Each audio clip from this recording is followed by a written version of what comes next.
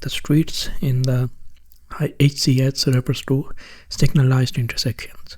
So you will go to streets, click streets and select streets.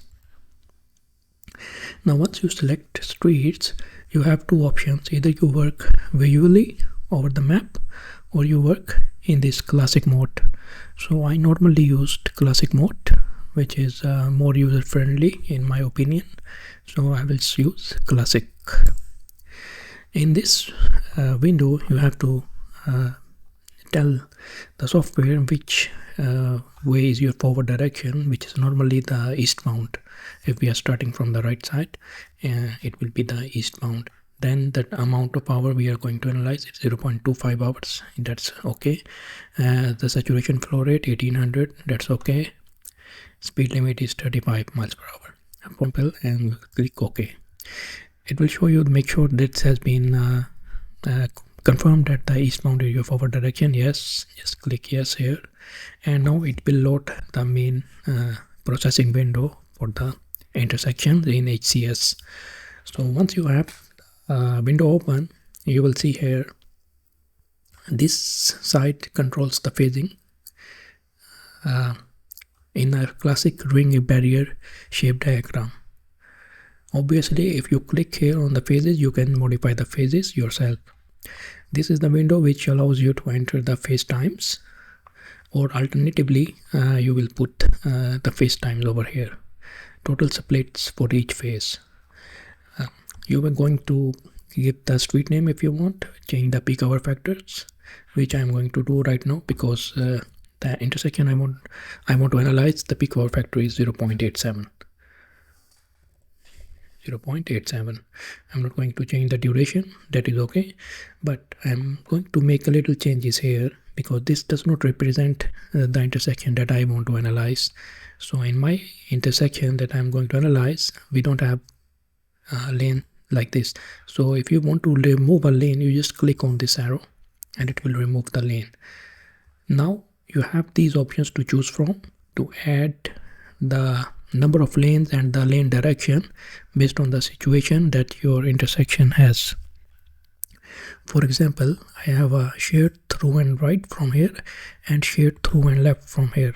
So it's a 2 lane, but both lanes are shared with the turning movements. So this is the accurate scenario for my intersection.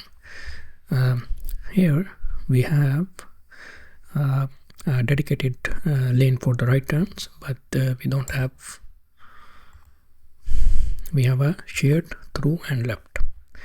Similarly, here we have the same as the northbound, shared lanes with left and right. And again, we have a shared left and shared through and left and dedicated right.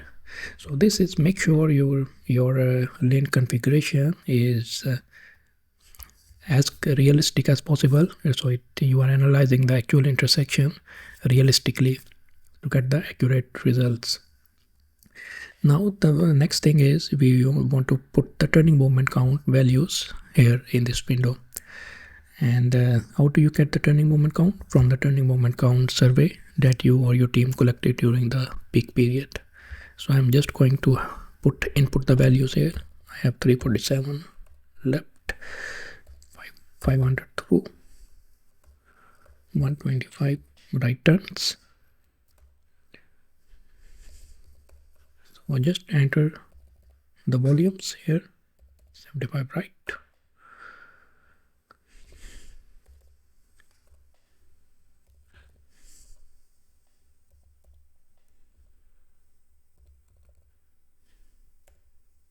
Make sure you don't make any mistake here because this will directly affect your analysis performance results.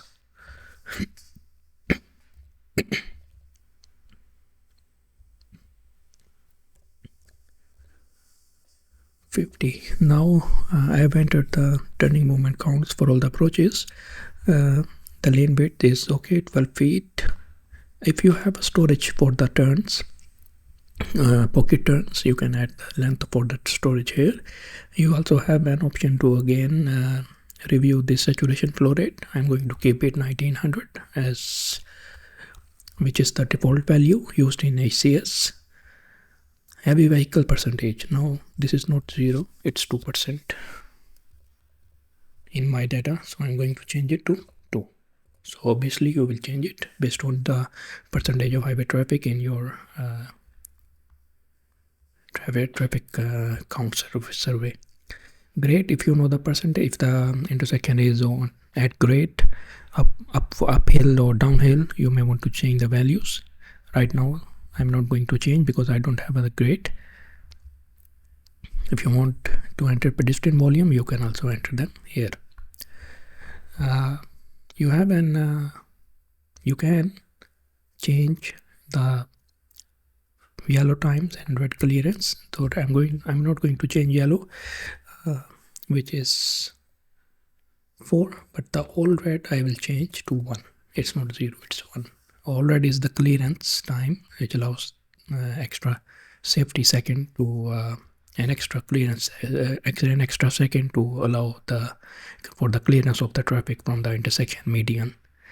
So now we have this setup and we want to see the results. We will just scroll down this window here, and you can see that all the information that we entered in the above window has automatically been entered again in the analysis windows. So you can see you have all the results here directly. This is your you may want to go up to see the approach. So this is the eastbound, this is the westbound, this is the north, and this is the south. And once I go down here, you can see the results for all these approaches.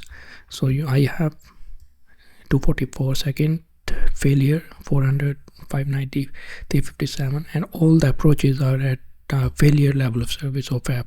It means that the traffic volume is now more than the capacity of this intersection, and it's operating at a failure level of service. So we can say alternatively that this intersection is oversaturated, or the volume has exceeded the capacity. So now you need to make some geometric improvements in this intersection, because such a high delay you might not be able to optimize the signal and get any benefit. You may want to add an extra lane for the turns and extra lane for the other movements to make some scenarios in which you can improve this intersection. So that's how you analyze the signalized intersection quickly and easily in highway capacity software.